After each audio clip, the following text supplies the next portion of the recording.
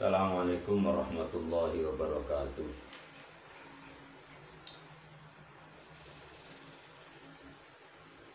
Bismillahirrahmanirrahim. Qala al-mu'allifu rahimahullahu ta'ala wa nafa'ana bihi wa bi'ulumihi wa matana bi asrarihi wa anta'ala inam barakatihi bidarin amin ya rabbal alamin.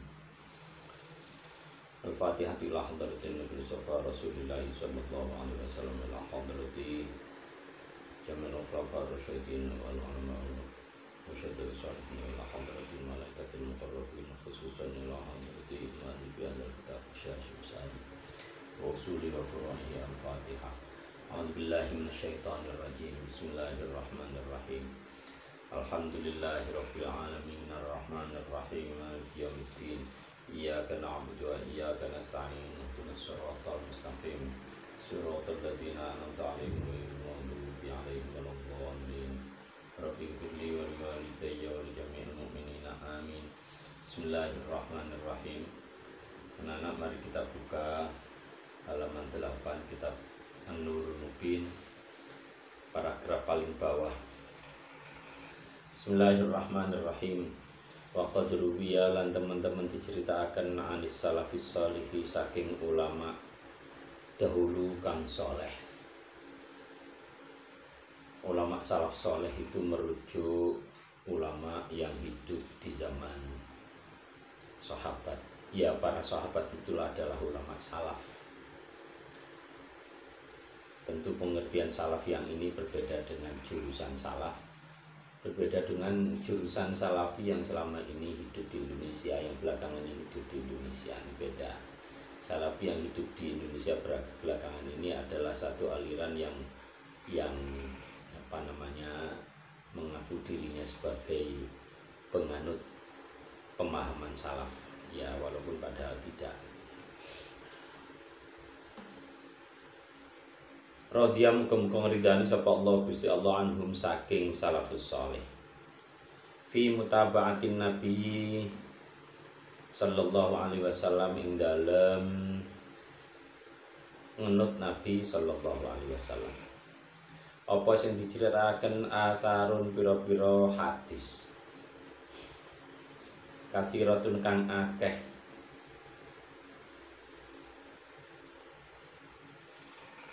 asar itu bisa sinonim dengan hadis, bisa sinonim dengan khabar.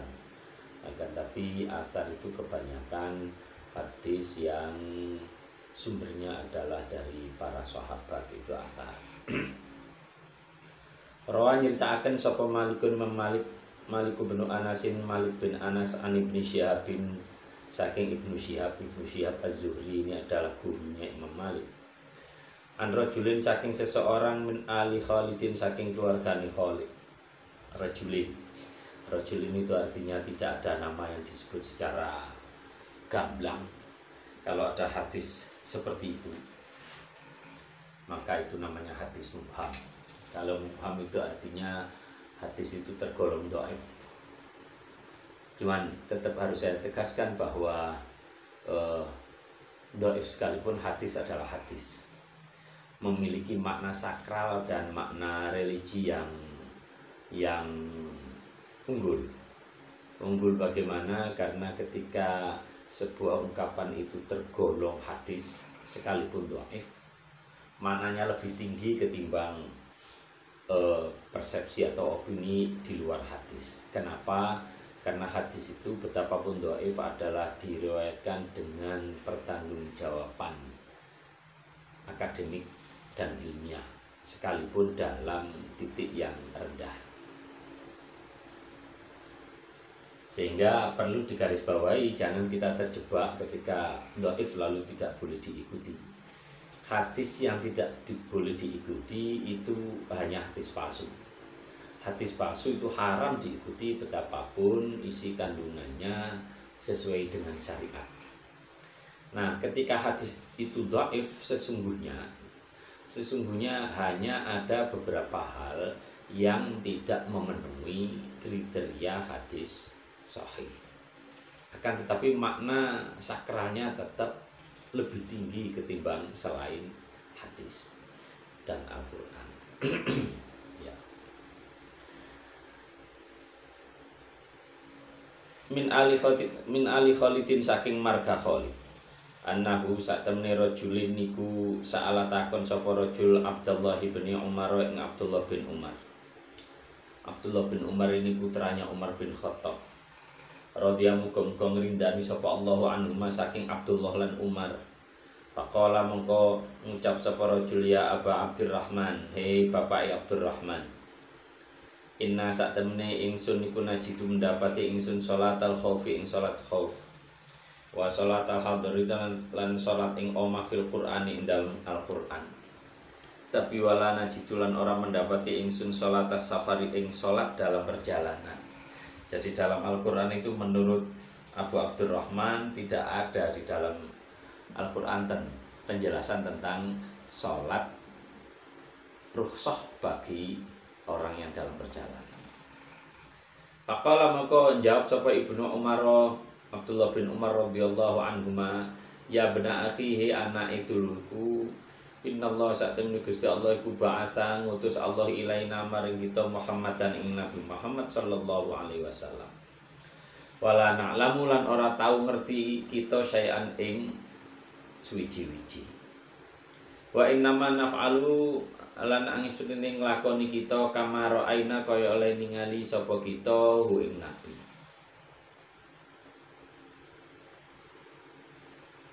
Jadi Abdullah bin Umar kemudian menjawab, ya memang tidak ada di dalam Al-Quran, akan tapi toh seluruhnya Al-Quran dan hadis itu kita dapatnya dari Nabi.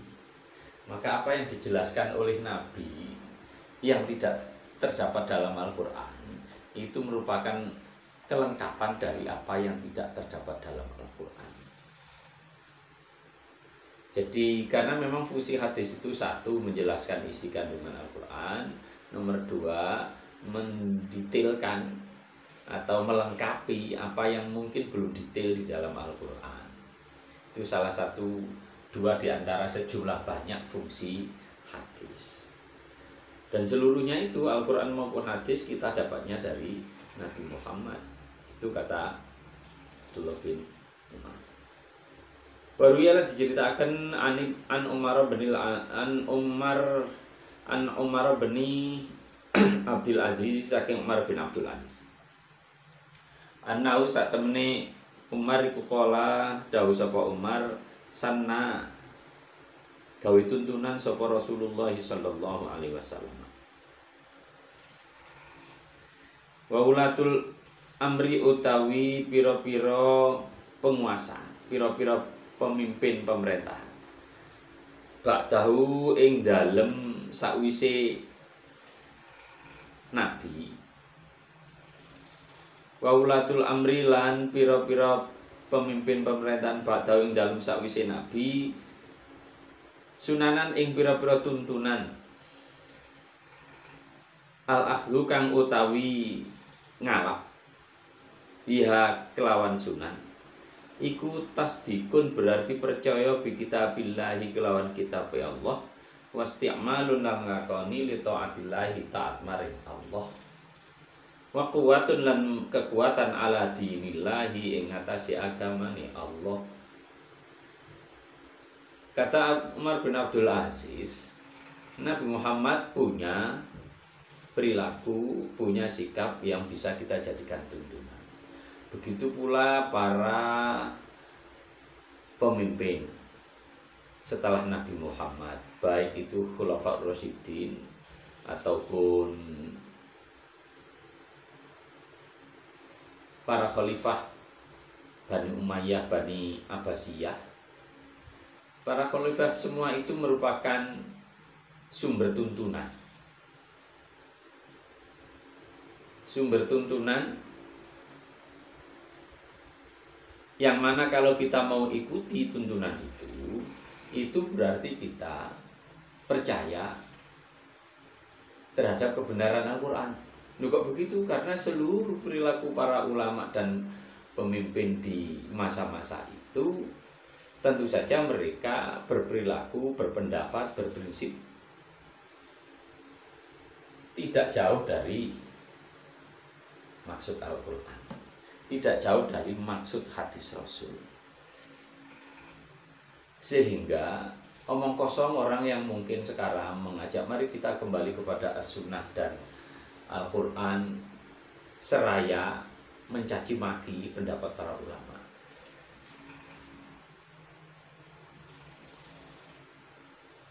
Seraya membid'ahkan, mengharamkan pendapat-pendapat yang ada setelah itu. Kenapa? Karena mana mungkin kita mendapati Al-Quran dan As-Sunnah itu, kita bisa membaca Al-Quran dan As-Sunnah itu tanpa tangan dingin para ulama itu. Bisa jadi mereka juga percaya bahwa kita dapat dari ulama itu, tapi pada saat yang sama mereka juga menolak pendapat mereka. Di satu sisi menolak, di sisi lain juga tidak bisa membantah. Itu namanya ambigu.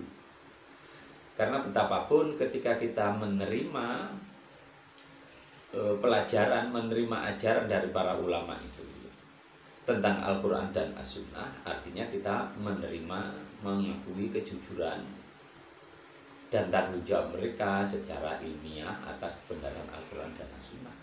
Manakala kita menganggap Al-Quran dan As-Sunnah itu benar, artinya kita bisa tahu Al-Quran dan As-Sunnah itu benar justru dari ajaran yang disampaikan oleh para ulama. Lucunya kalau kemudian kita mencaci maki para ulama hanya karena ingin mendapat pengakuan bahwa kita semua kembali pada Al-Quran dan As-Sunnah. Padahal kita pelajaran Al-Quran dan As-Sunnah itu dari para ulama.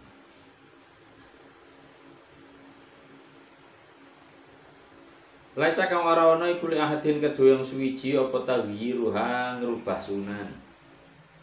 Wala tabdiluha lan ora oleh ganti sunan. Walan nazrulan ora oleh ningali fi iman ing dalam pendapating wong khalafa kang melawan sapa manha ing sunan. Man utai sapa wong iku ketada mengikuti sapa man biha kelawan sunan, fa huwa mongko ta iman iku muhtadin orang yang mendapat hidayah. Waman lan utai sapa wong intasara mendukung menolong sapa man biha kelawan sunan, fa huwa mongko ta iman iku mansurun dapat pertolongan.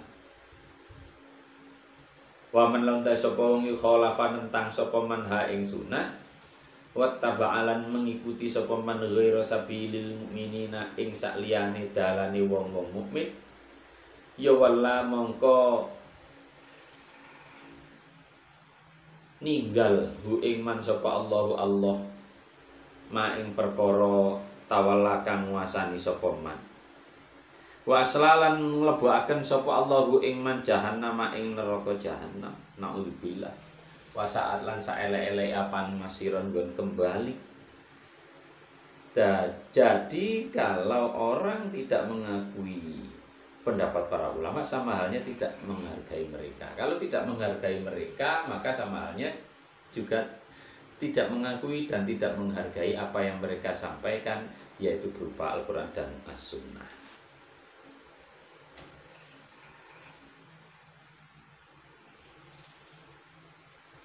Karena tidak menghargai Al-Quran dan As-Sunnah berarti hukumannya adalah siksaan api jahannam. Waqalan dawu sapa Sahlun at-Tustari, Sahl at-Tustari, usulu mazhabina utawi dasar-dasare mazhab kita iku salah satu telu. Rupane al-iqtida'u manut bin Nabi kelawan Nabi sallallahu alaihi wasallam. Manut ing dalam apa fil akhlaki ing dalam akhlaki wal af'ali lan ing dalam perbuatan. Satu, itu dasar mazhab kita. Wal aklu lan mangan minal halali saking makanan halal. Dua, itu prinsip dari mazhab kita, mazhab Ahlussunnah wal Jamaah. Wa ikhlasun niyati lan bersihaken niat fi jami'il a'mali ing dalam sekabehane pira-pira perkara. Bersihna dari apa? Bersih dari selain Allah, bersih dari hal-hal yang duniawi. Murni kita berbuat baik, murni kita bersikap baik, murni kita berakhlak baik lillahi ta'ala. Murni ketika kita belajar lillahi ta'ala. Itu prinsip di dalam mazhab Ahlussunnah wal Jamaah. Bismillahirrahmanirrahim. Faslun ayada faslun utawi iki ku fasal suwiji fi wujubi munasahati ing dalem kewajiban ngarepaken kebagusan alaihi kebagusane Nabi alaihi muga ing atase Nabi as-shalatu utawi rahmat. Yajib wajib ala kulli mukallafin ing atase saben-saben mukallaf apa nasahatuhu ngarepaken kebagusane Nabi alaihi salatu wassalam. Qala dawuh sapa Allah taala laisa ora ono iku alal du'afai ing atase pira-pira wong kang apes wala alal mardolan ora ing atase wong-wong kang loro wala alal ladzina lan ora ing atase wong akeh la yajiduna kang ora mendapati sapa ladzina ma ing perkara yunfikuna kang menyumbangkan sapa alladzina apa harajun dosa idza nasahu nalikane ngarepaken kebagusan sapa alladzina Allah ing Gusti Allah wa rasulahu lan ing utusane Allah.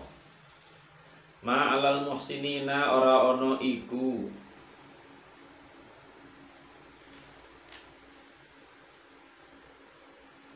saking wong kang berbuat baik min sabilin utawi kesempatan atau dalan nyalahaken. Wallahu ta'ala Gusti Allah iku ghafurun zat kang akeh ampunane rahimun zat kang welas asih.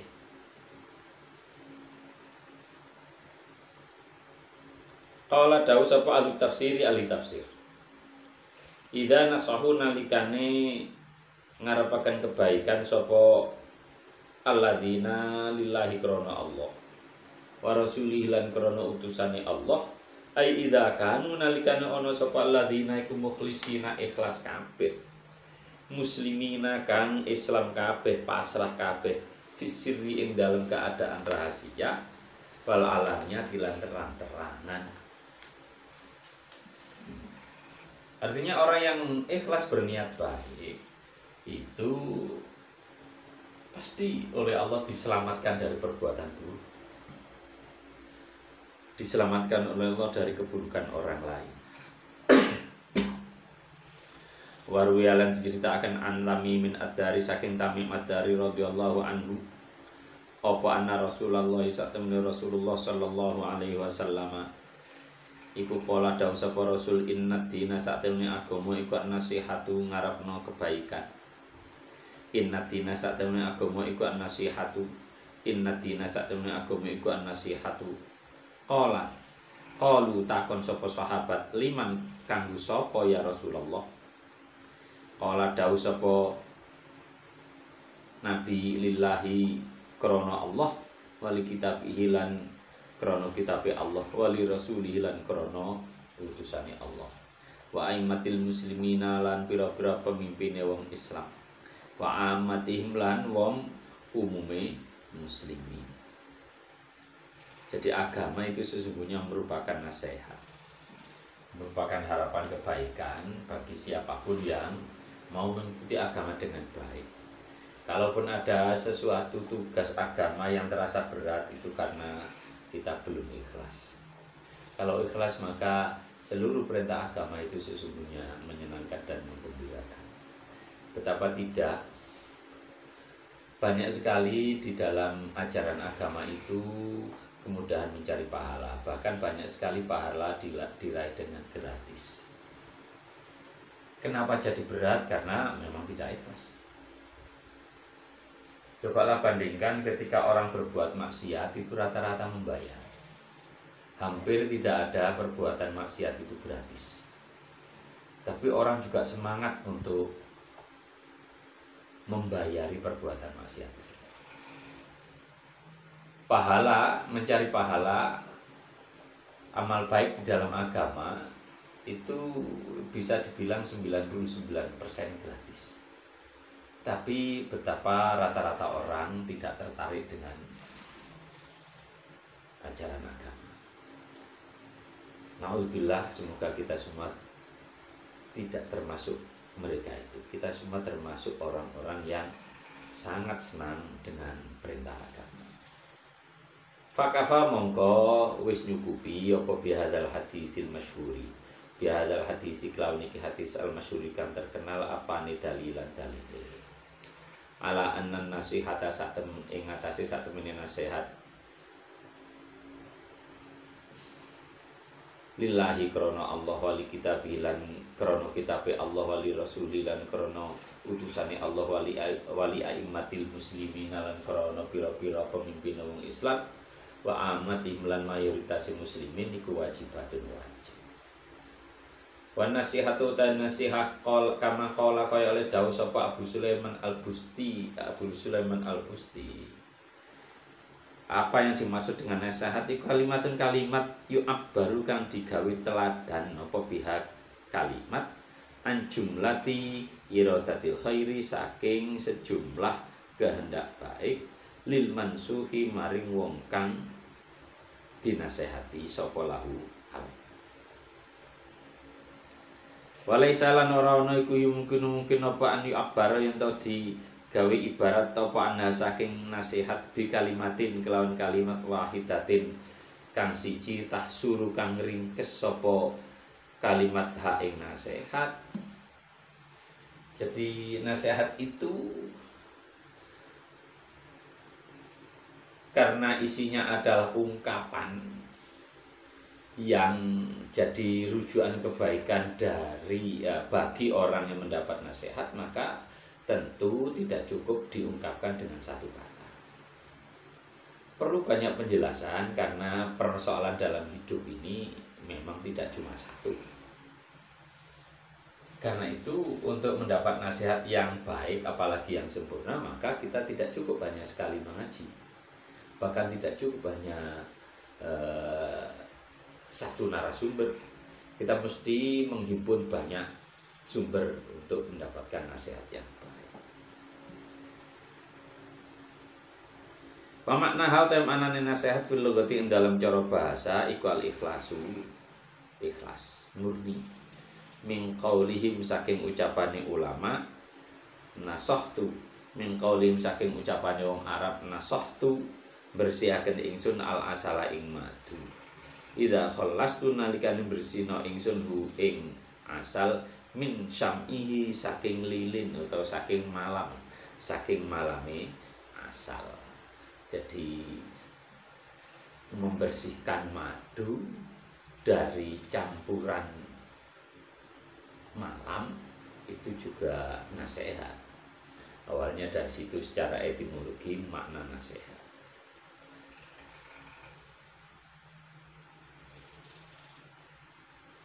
Anak-anak sekalian, semoga kita semua mendapat kebaikan dan barokah dari membaca kitab ini dan dari barokahnya berhasil sekali.